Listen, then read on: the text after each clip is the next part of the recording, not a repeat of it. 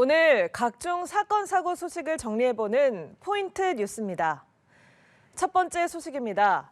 2년 전 국민건강보험공단에서 역대 최대 규모인 46억 원을 횡령해 도주한 최 모 팀장이 1년 4개월 만에 필리핀에서 검거됐습니다.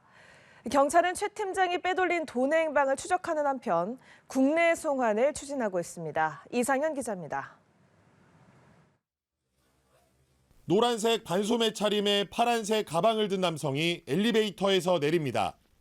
경찰과 이민청 직원이 다가가 신원을 확인한 후 서둘러 수갑을 채웁니다. 국민건강보험공단에서 수십억 원을 빼돌려 달아났던 44살 최 모 팀장의 검거 장면입니다. 이민청에서 오셨어요. 왜 왔는지 아시죠? 예. 집에 가실 때 됐어요, 이제. 최 팀장은 지난 2022년 4월부터 7차례에 걸쳐 요양기관의 압류 진료비 지급 보류액 46억 원을 본인 계좌로 송금한 뒤 필리핀으로 도피했습니다. 뒤늦게 횡령 사실을 파악한 건보공단은 같은 해 9월 경찰에 피해 사실을 신고했습니다. 경찰이 인터폴 적색 수배를 내리고 곧바로 추적에 나섰으나 회수한 돈은 7억 2천만 원에 불과했습니다. 나머지는 가상화폐로 바꿔 해외로 가지고 나갔습니다. 이따금 필리핀의 골프장에서 모습을 드러냈다는 제보가 있었지만 7천 개의 섬으로 구성된 필리핀의 지리적 특징을 이용해 이곳 저곳으로 도망 다녔습니다. 다행히 인터폴의 적극적인 협조로 추적의 끈을 놓지 않았고 1년 4개월 만에 마닐라의 한 고급 리조트에서 잡을 수 있었습니다. 현재 필리핀 이민청과 송환 협의 중에 있고 곧 송환하여 수사 예정 중에 있습니다. 경찰은 그동안 국고 환수를 최우선으로 수사를 벌인 만큼 현재 남은 범죄 수익을 추적하고 있습니다. 또 최 팀장이 국내로 송환되면 공범 여부와 필리핀에서 추가 범죄가 없었는지도 조사할 방침입니다. 연합뉴스 TV 이상현입니다. 두 번째 포인트 뉴스입니다. 경기 고양과 양주에서 다방주인 2명을 살해한 피의자의 신상이 공개됐습니다. 피의자는 57살 이영복으로 머그샷도 함께 공개가 됐는데요. 경찰은 조만간 이 씨를 검찰에 넘길 예정입니다. 최진경 기자입니다.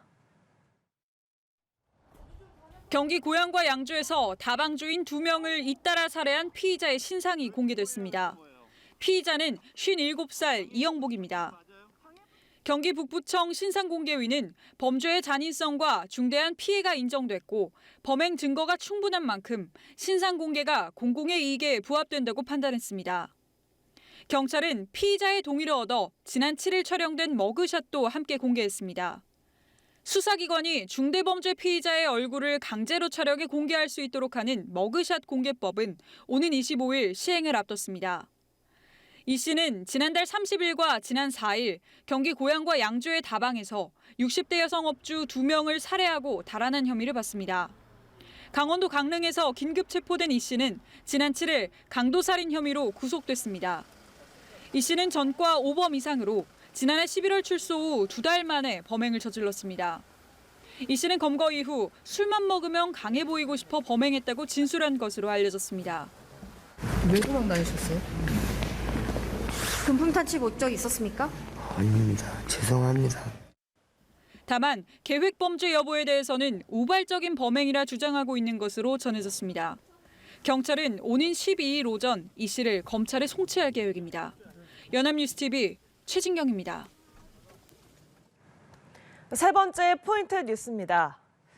최태원 SK그룹 회장과 노소영 아트센터 나비관장의 이혼 소송은 현재 항소심이 진행 중입니다. 최근 노소영 관장이 재산분할 청구액을 2조 원대로 높인 것으로 파악됐는데요. 노 관장은 최 회장이 보유한 주식 대신 현금을 요구한 것으로도 알려졌습니다. 홍석준 기자입니다. 세기의 이혼으로 불리는 최태원 회장과 노소영 관장의 이혼 소송에서 재산 분할 규모가 더욱 커진 것으로 파악됐습니다. 지난 5일 노 관장이 항소심 재판부에 항소 취지 변경을 신청했고 이후 재판부가 법원에 내는 수수료의 일종인 인지액을 상향 보정하는 명령을 내렸습니다. 1심 때 인지액 34억여 원이 47억여 원으로 늘어난 겁니다. 법원에 지불하는 비용이 늘어난다는 것은 소송 금액이 증가한다는 의미인데 민사소송 인지법과 가사소송 수수료 규칙에 기반한 인지액 계산 공식을 역산하면 노 관장의 총 재산분할 청구액은 약 2조 30억 원에 달하는 것으로 추정됩니다. 1심에선 1조 원대였던 노 관장의 청구액이 2조 원대로 크게 뛴 겁니다. 구체적인 취지 변경 내용은 알려지지 않았지만 노 관장은 요구하는 재산의 형태를 현금으로 바꾼 것으로도 전해졌습니다. 노 관장은 1심에서 최 회장이 보유한 SK 주식의 절반을 요구했는데 가격이 유동적인 주식 대신 현금을 택한 것으로 풀이됩니다. 앞선 1심에서 노 관장은 위자료 1억 원, 재산 분할은 현금 665억 원만 인정받고 사실상 패소한 바 있습니다. 노 관장이 항소 취지를 변경하자 최 회장도 대비에 나섰습니다. 최 회장은 노 관장과 또 다른 소송을 진행하고 있는 노재우 변호사 등 김앤장 법률사무소 소속 변호사 2명을 추가 선임했습니다. 지난해 1월 접수돼 1년을 끌어온 최 회장과 노 관장의 이혼 소송 항소심은 11일 첫 변론을 앞두고 재판이 연기된 상황입니다. 연합뉴스TV 홍석준입니다.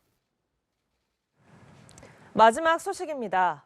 얼마 전 한 대형 학원 강사가 낸 문제가 수능과 EBS 교재 초안에 포함됐다는 소식이 논란에 나왔는데요. 사교육 카르텔 논란으로 확산하자 교육부가 진화에 나섰습니다. 단속과 점검을 강화하겠다는 건데 실효성엔 의문이 든다는 지적도 나옵니다. 안채린 기자입니다. 교육부가 최근 불거진 사교육 카르텔 논란에 진화에 나섰습니다.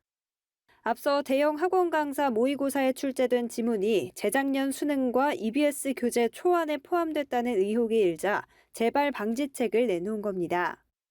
먼저 현직 교원과 사교육 강사의 문항 거래를 차단하겠다고 밝혔습니다.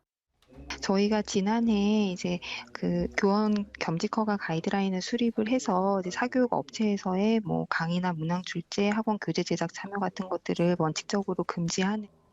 가이드라인에 따르면 비위 행위가 심각할 경우 해임이나 파면 조치까지 취할 수 있습니다. 강력한 처분을 통해 유착을 막아보겠다는 겁니다. 또 EBS 교재 집필 과정에서 문제가 유출되지 않도록 보안을 강화하겠다고 덧붙였습니다. 이 밖에도 수능 출제위원들이 출제본부에 입소한 이후에 나온 사교육업체의 모의고사까지 입수해 문항의 유사성을 검토하겠다고 밝혔습니다. 하지만 이미 기존 수능 출제 때마다 해왔던 일인데다 수강생만을 대상으로 판매하는 문제는 어떻게 구매할 것인지에 대한 구체적인 방안도 마련되지 않았습니다. 모든 문제 100% 다 걷어들인다고 하기에는 분명히 이제 문제 한계가 현실적으로 불가능한 지점들이 분명히 좀 있습니다. 교육부는 추가 논의를 거쳐 구체적인 방안을 내놓겠다고 설명했습니다. 연합뉴스TV 안채린입니다.